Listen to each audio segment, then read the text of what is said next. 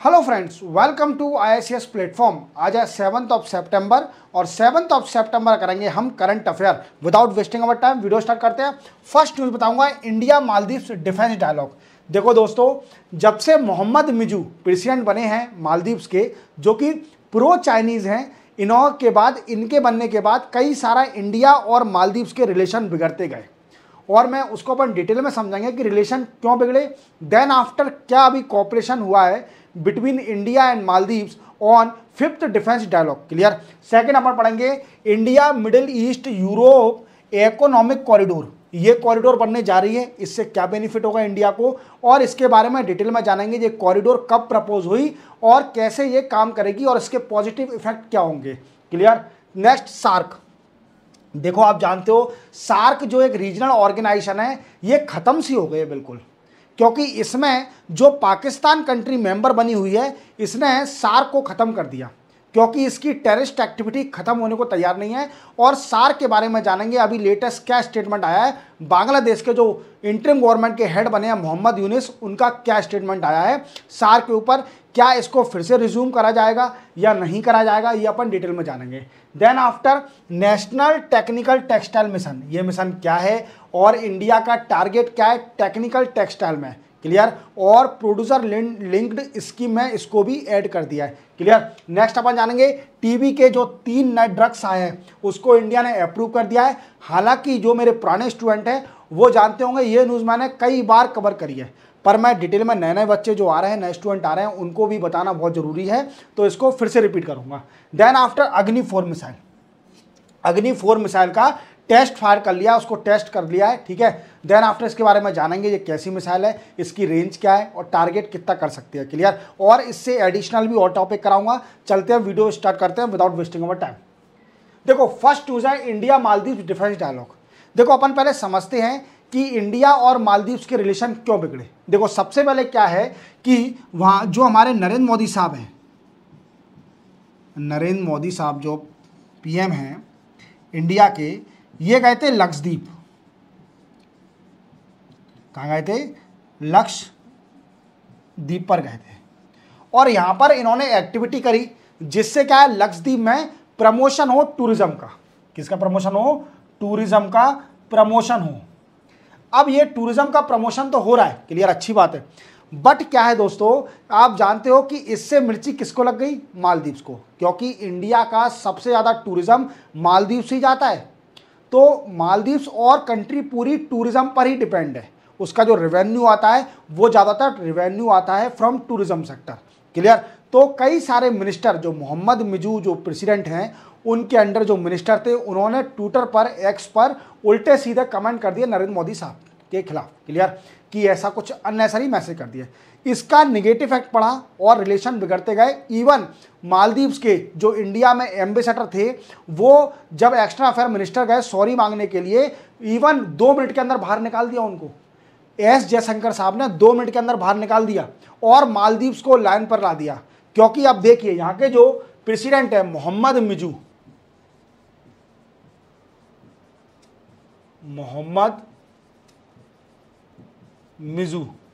ये जो प्रेसिडेंट है ये प्रो चाइनीज है, मींस चाइना का सपोर्ट करते हैं, प्रो चाइनीज। इन पर टैग लगाया हुआ है प्रो चाइनीज।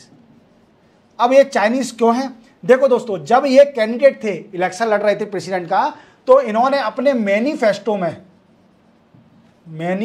में कई सारे आपत्तिजनक कमेंट किए इंडिया के खिलाफ, और इंडिया के खिलाफ इन्हें इलेक्शन लड़ा था, अगेंस्ट इंडिया। इंडिया के मैनिफेस्टो में अगेंस्ट इंडिया कुछ भी उल्टा सीधा बोल के ये इलेक्शन जीत गए। क्लियर। अब जीतने के साथ ये इन्हें एक्टिविटी करना स्टार्ट करी और इंडिया ने इनको लाइन पर ला दिया, 2 मिनट में ला दिया लाइन पर, 2 मिनट में। अब क्या हुआ, ये इंडिया ने अपनी एक्टिविटी फेंकी तो इसने भी अपनी औकात दिखाना स्टार्ट करी। इसने इंडिया को बोला कि जितने भी आपके मिलिट्री पर्सनल हैं मालदीव्स और माले में, उनको विड्रॉ करिए यहाँ से और इंडिया ले जाइए। तो हमारे जो 80 मिलिट्री पर्सनल थे, वो इंडिया वापस आ गए। क्लियर। अब क्या है दोस्तों, ये तो आ गए वापस, पर एक बात है कि इंडिया का लोगों में यूनिटी आ गई है, इंडिया के लोगों में यूनिटी आ गई है। कैसे यूनिटी आ गई है? जब इंडिया और मालदीव्स के रिलेशन बिगड़े तो इंडिया का जो मालदीव्स का टूरिज्म था, इंडियन से टूरिज्म मिलता है, वो डिस्ट्रॉय होते गया।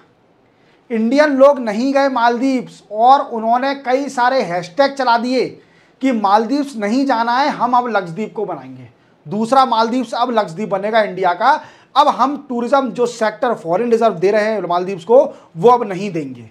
समझ रहे हो मेरी बात को? तो ये कारण था। ठीक है, अब क्या हुआ है, ये सब कुछ बातें हो गई क्लियर। अब इससे पहले मैं आपको करवा बता देता हूं कि क्या हुआ था, क्या इंडिया ने क्या क्या इनको दिया है, इनको क्या क्या भीख दी है मालदीव्स को इंडिया ने। तो देखा जाए तो 2019 में इंडिया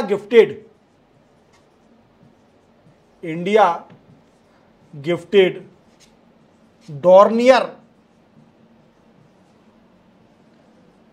एयरक्राफ्ट। इंडिया ने 2019 में एक गिफ्ट किया था डॉर्नियर एयरक्राफ्ट, और 2020 में एक पेट्रोल वेसल भी दिया था। पेट्रोल वेसल, ये वो पेट्रोल नहीं है डीजल पेट्रोल। पेट्रोल जानते हो, पुलिस वाले गश्त लगाते हैं, गश्त लगाने को इंग्लिश में बुलाता है पेट्रोल। तो पेट्रोल वेसल, ये किसके ऊपर, पेट्रोल किसके ऊपर, सी के ऊपर। क्लियर, पेट्रोलिंग करना, कुछ भी इलीगल एक्टिविटी तो नहीं हो रही सी पर, तो इसकी पेट्रोलिंग करना, ये 2020 में भी दिया था। और इवन इनसे पहले जो प्रेसिडेंट थे मोहम्मद मिर्जी, जिनका नाम था सोली, इनको इंडिया मोदी साहब ने 500 मिलियन डॉलर का एक, वी कैन से एक तो नहीं, greater Male we can say infrastructure या फिर कनेक्टिविटी प्रोजेक्ट स्टार्ट किया था मालदीव्स में। इंडिया ने एक ग्रेटर माले कनेक्टिविटी प्रोजेक्ट स्टार्ट किया था, जो कि जिसकी कॉस्ट थी $500 मिलियन। कितनी? $500 मिलियन। और ये fully finance by India,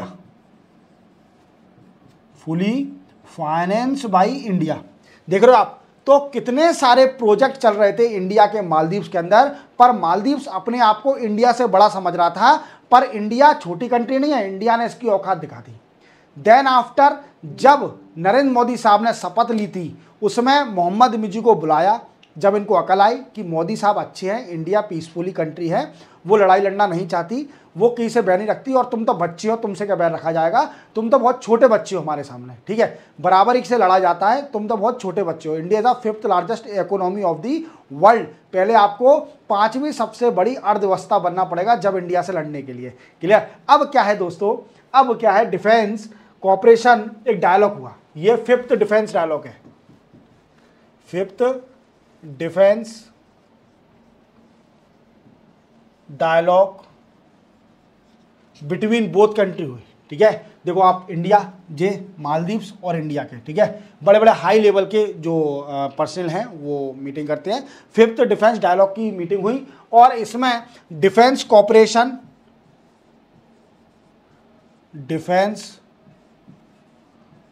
cooperation and capacity development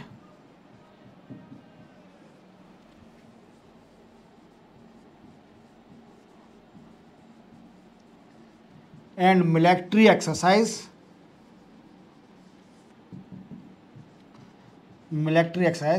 इस पर डिस्कस किया गया। तो मालदीव्स को अकल आ गई है, मोहम्मद मिर्जी को पता चल गया है कि इंडिया से बैर नहीं कर सकते आप। इंडिया एक छोटी कंट्री नहीं है, इंडिया बहुत बड़ी कंट्री है, और उसकी इंटरनेशनली रेपुटेशन बहुत ज़्यादा है। क्लियर, समझ में आ गया इतना। चलते अपन नेक्स्ट न्यूज़ पर।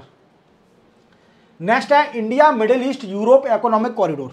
देखो दोस्तों, अगर मैं आपको बता देता हूं कि G20 की कॉन्फ्रेंस हुई थी 2023 में, कहां पर, इंडिया में, और आपको ये हर आदमी को पता होगा कि इंडिया में 2023 की G20 कॉन्फ्रेंस हुई थी। और एक और बात याद रखना, 2024 की ब्राजील में होगी। कहाँ पर होगी, ब्राज़ील में, याद रखना ये, ठीक है, सिंपल क्वेश्चन है, ठीक है। अब इन 2023 की इंडिया में G20 कॉन्फ्रेंस हुई थी, और आपको हर बच्चे को पता होगा क्योंकि इंडिया ने इसके लिए इतना एडवर्टाइजमेंट किया था कि मेले में जाओ, कहीं भी जाओ, आप फेयर में जाओ या फिर किसी टूरिज्म प्लेस पर जाओ तो आपको G20 का बोर्ड जरूर मिल जाएगा कि इंडिया होस्ट करा रही है G20 की मीटिंग इन 2023। क्लियर। अब देखो दोस्तों क्या है कि इसमें एक डिसीजन लिया गया था कि इंडिया मिडिल ईस्ट और यूरोप इकोनॉमिक कॉरिडोर बनाई जाएगी, इकोनॉमिक कॉरिडोर बनाएगी। और ये कॉरिडोर क्या होती है कि ये जो मिडिल ईस्ट यूरोप को कनेक्ट कर दिया जाएगा, कनेक्ट कर दिया जाएगा by sea, by land, by anything to enhance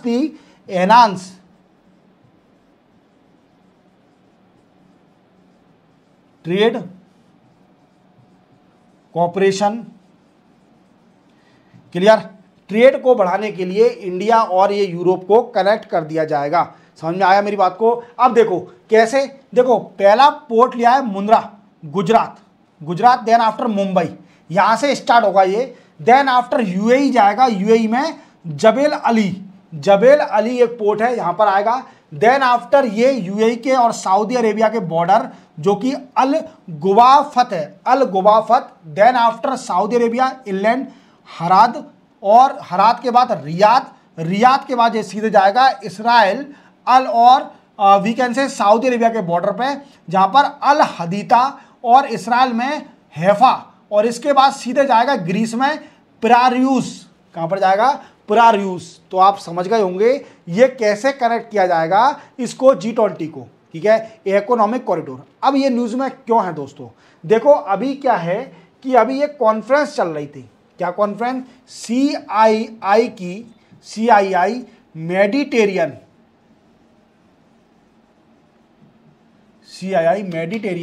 business conclave. Mediterranean आप जानते हो, मेडिटेरियन सी, जितने भी आइलैंड है तो ये भी कवर करे जाएंगे, जितनी भी कंट्रियां टच करती है मेडिटेरियन को उनको भी कवर किया जाएगा इस कॉरिडोर में। क्लियर। अब क्या है, इसमें हमारे एक्सटर्नल अफेयर मिनिस्टर जो कि एस जयशंकर साहब हैं, कौन, एस जयशंकर साहब, उन्होंने ये स्पीच दिया कि जो India Middle east European economic corridor है ये इंडिया के लिए और यूरोप के लिए बहुत ही ज़्यादा बेनिफिशियल है। क्या है, बहुत ज़्यादा बेनिफिशियल है। इससे ट्रेड एनहांस होगा और कॉपरेशन होगा between the country come across this corridor. Clear. जो भी कंट्री इस कॉरिडोर के बीच में आ रही हैं उनको ट्रेड बेनिफिट मिलेगा और कॉपरेशन होगा बिटवीन कंट्री। तो यूरोप से कनेक्ट करना बहुत बड़ी बात है। इंडिया अगर यूरोप से कनेक्ट हो जाएगा तो डेफिनेटली इंडिया को इसका बेनिफिट मिलेगा, क्योंकि यूरोप में डेवलप्ड कंट्रियां हैं और इसका बहुत बड़ा बेनिफिट दिया जाएगा इंडिया को। क्लियर। तो आप समझ गए होंगे, ये कॉरिडोर का याद रखना, मेंशन करके आना कि अगर यूरोप और इंडिया के रिलेशन आ जाते हैं, यूरोपियन यूनियन और इंडिया के रिलेशन के ऊपर, तो आप इस कॉरिडोर को जरूर मेंशन करके आना, जो कि बनाई जाएगी, डिसीजन लिया गया है G20 जो समिट हुई थी इंडिया के अंदर इन 2023। याद रखोगे। चलते अपन नेक्स्ट न्यूज पर। नेक्स्ट न्यूज है अग्नि 4। देखो दोस्तों, अग्नि 4 मिसाइल का फिर से टेस्ट किया है, इसको टेस्ट फायर किया है। क्या किया है, टेस्ट किया है इसको, अग्नि 4 मिसाइल को। किसको, अग्नि 4 मिसाइल को टेस्ट किया है। क्लियर। अब इस टेस्ट में क्या किया है, अब अग्नि 4 के बारे में जान लेते हैं। ये क्या है, एक इंटरमीडिएट बैलिस्टिक मिसाइल है, बैलिस्टिक मिसाइल है। और इसकी रेंज है दोस्तों, रेंज भी याद रखना बहुत इंपॉर्टेंट है, रेंज है ओनली 4000 किलोमीटर। कितनी रेंज है, 4000 किलोमीटर। और ये 2 स्टेज सॉलिड प्रोपोलेंट है। क्या है, 2 स्टेज सॉलिड प्रोपोलेंट। ठीक है, 2 स्टेज का सॉलिड है। और ये वार हेड कैरी कर सकता है वार हेड अप्रोक्सीमेटली 800 kg। देख रहे हो इतना वारहेड कैरी कर सकता है, और ये टारगेट कर सकता है चाइना के अंडर भी, क्योंकि ये इसकी रेंज है 4000 किलोमीटर।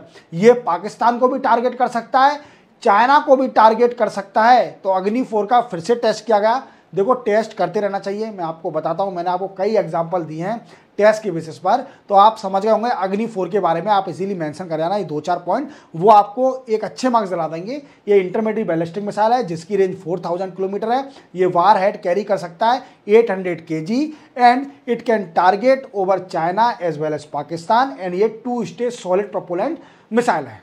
Clear clear. चलते अपन नेक्स्ट न्यूज पर। Chip plant setup by Israel Tower Semiconductor Adani Group. देखो अभी महाराष्ट्र में इलेक्शन आने वाले हैं। देखो मैं एक पॉलिटिकल बात कर रहा हूं, ये ऑफिशियली तो नहीं, अनऑफिशियल बोल सकते हैं अपन इसको। मैं एक पॉलिटिकल बात कर रहा हूं।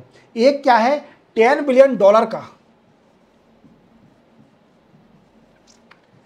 एक चिप प्लांट बनाने वाले हैं। चिप प्लांट बनाने वाले हैं बाई इसराइल की कंपनी है, एक Israel Tower Semiconductor and Adani group. ये दोनों मिलकर एक प्लांट बनाने वाले हैं जो कि चिप बनाएगा सेमीकंडक्टर की। और सेमीकंडक्टर आप जानते हो ये क्रिटिकल मिनरल है, और अभी राइट नाउ इसका यूज इतना है क्योंकि इसका हर चीज में यूज करा जा रहा है। We can say solar panel में, computer, memory, we can say जो अपनी आईसी होती है इंटीग्रेटेड सर्किट, इसमें भी इसका यूज करा जाता है। क्लियर। और आप जानते हो कि इंडिया ने अभी सिंगापुर के साथ एक डील साइन करी है, कोऑपरेशन ऑन सेमीकंडक्टर, क्योंकि इंडिया डिपेंड है ऑन मेमोरी कार्ड और सेमीकंडक्टर ऑन 4 कंट्री। कौन सी? USA, South Korea, Taiwan and USA. और अगर एक बार आपको मालूम है साउथ चाइना सी में कॉन्फ्लिक्ट हो गया था, साउथ चाइना सी में, मेरी थोड़ी राइटिंग खराब आ रही है क्योंकि हाथ मेरा दर्द कर रहा है आज। साउथ चाइना सी में एक कॉन्फ्लिक्ट हो गया था अभी क्योंकि साउथ चाइना सी में तो कॉन्फ्लिक्ट है ही, चाइना और जितने भी साउथ ईस्ट एशियन कंट्री हैं उनके बीच में कॉन्फ्लिक्ट है ओवर साउथ चाइना सी, क्योंकि साउथ चाइना सी पर डोमिनेंस करना चाहती है एक चाइना, डोमिनेंस करना चाहती है बाई चाइना, चाइना के द्वारा डोमिनेंस होना चाहता है। कहां पर? साउथ चाइना सी में।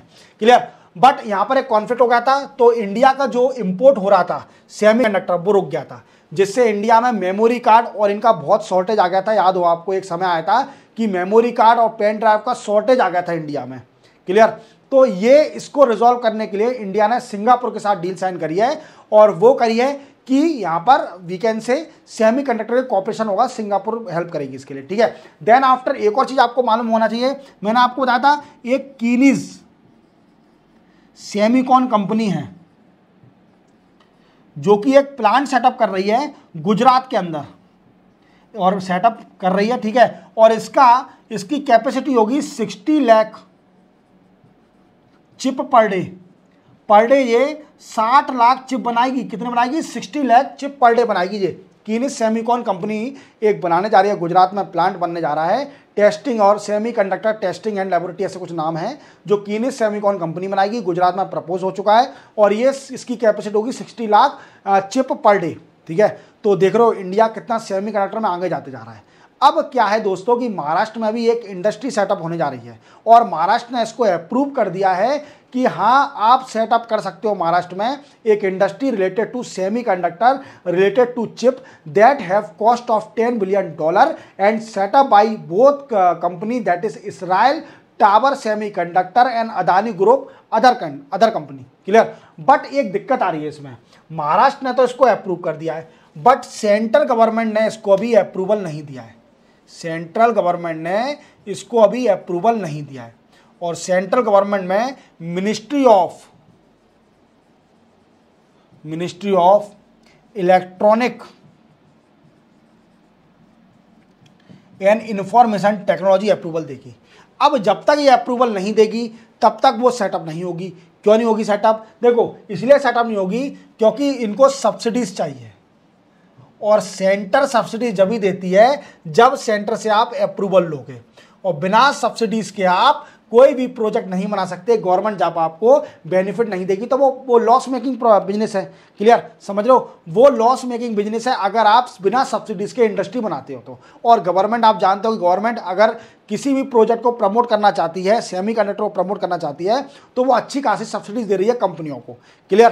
तो देखो आप पूरा समझ गए होंगे। अब जब भी अप्रूवल मिलेगा, हालांकि अदानी ग्रुप अभी लेटेस्ट अभी एक कॉलेज में महाराष्ट्र में स्पीच देने भी गए थे, बट गौतम अडानी ने कुछ भी नहीं बोला इस इंडस्ट्री के बारे में, कुछ भी। और अभी तक ऐसी कोई न्यूज़ नहीं आ रही है, पर महाराष्ट्र ने इसको अप्रूवल दे दिया है। अब ये रीज़न भी हो सकता है कि कुछ इलेक्शन आ रहे हैं महाराष्ट्र में, इस वजह से पॉजिटिव पॉइंट लेने के लिए, वोट बैंक लेने के लिए ये अप्रूवल मिल गया हो। बट सेंट्रल गवर्नमेंट जब तक अप्रूवल नहीं देगी तब तक इंडस्ट्री सेटअप नहीं होगी $10 बिलियन की। क्लियर? चलते अपन नेक्स्ट न्यूज़ पर। नेक्स्ट है इंडिया कॉपरेशन विद जापान। देखो अभी अश्विनी वैष्णव जापान गए हैं, और अश्विनी वैष्णव ये जापान गए हुए हैं, और जापान में अपने काउंटर पार्ट से मिले। और अश्विनी वैष्णव जानते हो आप, ये कई सारी मिनिस्ट्री होल्ड करे हैं, मिनिस्ट्री ऑफ रेलवे, और दूसरी है ministry of electronic and information technology. और मैंने आपको बताया बुलेट ट्रेन के बारे में। बुलेट ट्रेन के बारे में तो आपने कब सभी ने सुना होगा, बुलेट ट्रेन सेटअप करी जा रही है। क्लियर? अब ये किसकी मदद से? ये जापान की हेल्प से सेटअप करी जा रही है। किसकी मदद से? जापान की मदद से सेटअप करी जा रही है। अब ये गए हैं और इनके कई सारे कॉपरेशन एग्रीमेंट साइन किए गए बिटवीन बोथ काउंटर पार्ट। कौन कौन से? सबसे पहले ये कॉपरेट करेंगे in railway. Second, then after railway में कॉपरेशन करेंगे। Then after we can say innovation, and next जो कि न्यू टेक्नोलॉजी है, नेवली टेक्नोलॉजी पर डिस्कस भी किया जाएगा। जैसे न्यू टेक्नोलॉजी कौन सी है? आर्टिफिशियल इंटेलिजेंस कह सकते हैं अपन, ठीक है, या फिर अपन वीकेंड से सेमीकंडक्टर, क्रिटिकल, कुछ भी कह सकते हैं, साइबर से रिलेटेड आर्टिफिशियल इंटेलिजेंस, ये इमोशनल इंटेलिजेंस, ये सब क्या है? एक नेवली टेक्नोलॉजी है। तो इस पर भी डिस्कस किया गया। सिंपल बात है, मैंने ज़्यादा जापान और इंडिया के अगर रिलेशन आ जाते हैं तो ये मेंशन करके आ जाना, बुलेट ट्रेन के बारे में या railway cooperation between Ashwini and counter part of the Japan. Clear? चलते अपन नेक्स्ट न्यूज़ पर। नेक्स्ट है सार्क। देखो सार्क जो है एक रीजनल ऑर्गेनाइजेशन है। सार्क क्या है? एक रीजनल ऑर्गेनाइजेशन जिसका फुल फॉर्म है South Asian Association of Regional Cooperation, South Asian Association of Regional Cooperation, इसका फुल फॉर्म है सार्क का। क्लियर? अब इसमें 8 मेंबर हैं, 8 मेंबर। कौन कौन से हैं? अफगानिस्तान, भूटान, मालदीव्स, पाकिस्तान, बांग्लादेश, इंडिया, नेपाल, श्रीलंका। ये 8 मेंबर है सार्क के अंदर। अभी जो बांग्लादेश के इंटरिम गवर्नमेंट के हेड हैं, बांग्लादेश के इंटरिम गवर्नमेंट के जो हेड हैं, जिनका नाम है मोहम्मद यूनिस साहब, जो कि नोबेल प्राइज भी जीत चुके हैं ऑन ग्रामीण बैंक। तो इन्हों का स्टेटमेंट आया है कि अगर जितने भी रीजनल डिफरेंस हैं, जितने भी regional issues and differences among country, उसको रिजॉल्व किया जा सकता है बाय सक्सेस ऑफ सार्क। और सार्क फेल हो चुकी है। देखना, सार्क फेल हो चुकी है और इस कंट्री के कारण फेल हुई है। ये कंट्री देख रहे हैं पाकिस्तान, इस कंट्री ने सार्क को फेल कर दिया। क्यों फेल कर दिया? क्योंकि ये इंडिया से लड़ती है। देखो क्या हुआ कि इसकी लास्ट मीटिंग हुई थी सिर्फ ओनली 2016 में, और जो कि इस्लामाबाद में हुई थी। इस्लामाबाद में जो कि लेटेस्ट मीटिंग और we can say last meeting कह सकते हैं 2016 में हुई थी, जो कि इस्लामाबाद पाकिस्तान में हुई थी। इस्लामाबाद और पाकिस्तान में हुई थी। इसके बाद मीटिंग नहीं हुई क्योंकि इंडिया पर पाकिस्तान ने उरी अटैक किया था। पाकिस्तान टेररिस्ट ने उरी अटैक किया था। उसके बाद इंडिया ने कोऑपरेट करना बंद कर दिया सार्क में, क्योंकि उन्होंने बोला कि पाकिस्तान को इस रीजनल ऑर्गेनाइजेशन से हटाओ पहले, तब मैं कोऑपरेट करूंगा। तो मोहम्मद यूनुस साहब का कहना है कि सार्क अगर सक्सेस होती है तो जितने भी रीजनल डिफरेंस और इशू हैं among the country of the member of the SAARC, that will be resolve by sitting in SAARC meeting. Clear? तो मैं आपको बता देता हूं सार्क क्या है, एक और बार रिपीट कर देता हूं। SAARC is a full form of, SAARC is a we can say South Asian Association of Regional Cooperation. Clear? It is a full form of SAARC. It has 8 member. कौन कौन से? इंडिया, पाकिस्तान, श्रीलंका, नेपाल, भूटान, मालदीव्स, ये और बांग्लादेश। ये 8 member हैं SAARC के अंदर। और इसकी लास्ट मीटिंग 2016 में हुई थी। उसके बाद इसकी मीटिंग नहीं हुई क्योंकि पाकिस्तान के टेररिस्टों ने उरी पर अटैक करा था। उसके बाद इंडिया ने इस रीजनल ऑर्गेनाइजेशन में कोऑपरेट करना बंद कर दिया है और बोला है इंडिया ने कि इसमें पाकिस्तान को हटाया जाए। पाकिस्तान कोई भी एग्रीमेंट जो साइन किए जाते हैं सार्क में, हर चीज में हिंड्रेंस क्रिएट करती है। क्लियर? तो मोहम्मद यूनुस साहब का स्टेटमेंट आया है कि अगर रीजनल इशू और डिफरेंस को रिजॉल्व करना है तो सार्क की मीटिंग को फिर से रिज्यूम करना पड़ेगा। क्लियर? क्लियर? चलते अपन नेक्स्ट न्यूज पर। नेक्स्ट है BPALM। देखो ये मैं लेक्चर, ये न्यूज हर लेक्चर में बता रहा हूं और इसका फुल फॉर्म बता देता हूं। ये है बेंडा क्यूलिन। नेक्स्ट है प्रीटोमोनाइड, देन आफ्टर लिंजोलाइट। ये 3 टैबलेट हैं, वी कैन से टैबलेट, और ये tablet multi drugs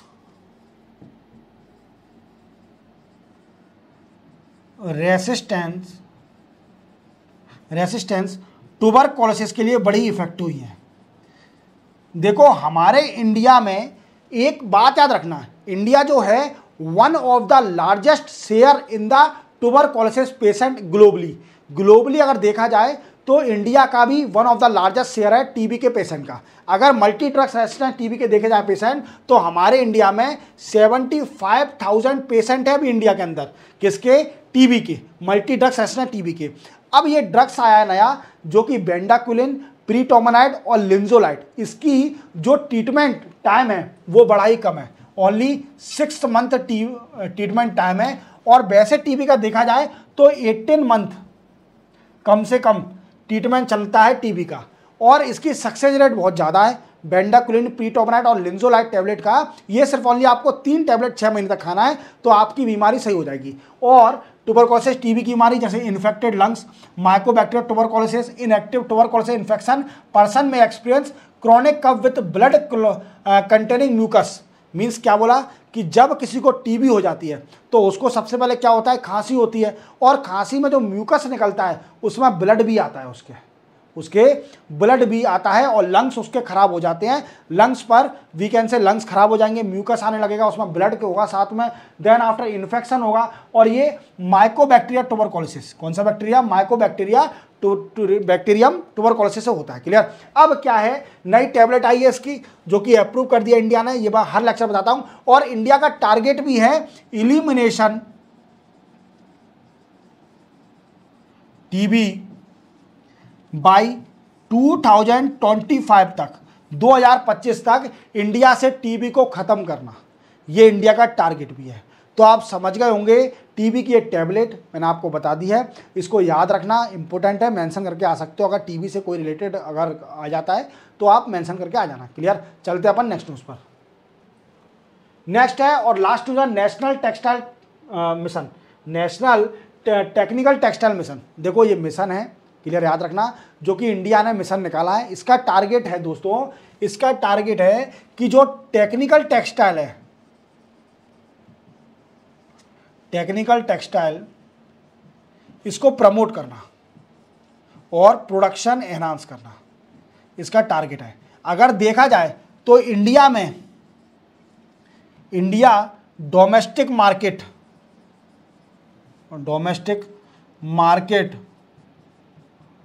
of textile nearly $25 billion, $25 billion की मार्केट है इंडिया के पास टेक्निकल टेक्सटाइल की। क्लियर, जिसमें से इंडिया एक्सपोर्ट करती है सिर्फ ओनली कितना दोस्तों, सिर्फ ओनली $2.6 बिलियन का एनुअली एक्सपोर्ट किया जाता है। कितना, $2.6 बिलियन का एनुअली एक्सपोर्ट किया जाता है। कितना, 2.6 बिलियन का एनुअली एक्सपोर्ट किया जाता है। और इंडिया का टारगेट है बाय 2030 तक इंडिया का टेक्सटाइल प्रोडक्शन कितना करना है, अप्रोक्सीमेटली $10 बिलियन बाय 2030 एनुअली। इतना एक्सपोर्ट इंडिया करेगी बाय 2030 तक। क्लियर, अब इसको प्रमोट करने के लिए मिशन आया था। क्लियर, याद रखना। और मिनिस्ट्री ऑफ टेक्सटाइल के मिनिस्टर कौन है, गिरिराज सिंह, याद रखोगे, गिरिराज सिंह, ये मिनिस्ट्री ऑफ टेक्सटाइल के मिनिस्टर हैं। और इन्होंने ये मिशन के बारे में बताया कि टेक्निकल टेक्सटाइल को प्रमोट करना है, इंडिया की टेक्सटाइल इंडस्ट्री को प्रमोट करना है। क्लियर, इसी के साथ 7 सितंबर के करंट अफेयर कंप्लीट होते हैं। चैनल को सब्सक्राइब और बेल आइकन प्रेस करना ना भूलना। क्लियर, और कल संडे है, कल मेरा ये करंट अफेयर का वीडियो लेट आएगा और एमसीक्यू का वीडियो नहीं आएगा। क्लियर, मिलते हैं हम मंडे को, संडे को लेट मिलेंगे और मंडे को ही मिलेंगे। क्लियर, तब तक के लिए जय हिंद।